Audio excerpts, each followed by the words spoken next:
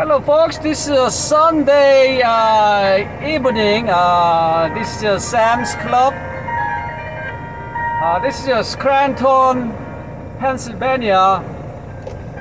As you see,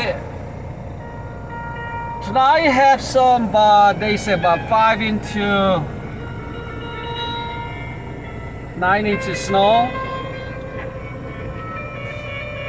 Now Sam's Day closes Sunday 6 p.m. already. I'm not going to shopping, but they close already.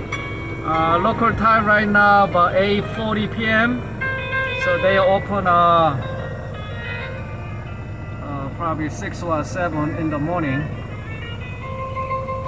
So getting 5 to 9 inches snow tonight.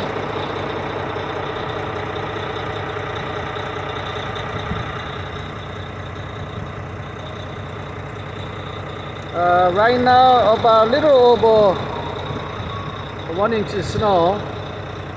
So Scranton, Pennsylvania has a snowstorm warning right now till tomorrow morning. 5 to 9 inches snow, folks.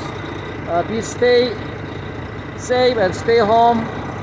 Do not drive. This is from Scranton, Pennsylvania. Sam's Club.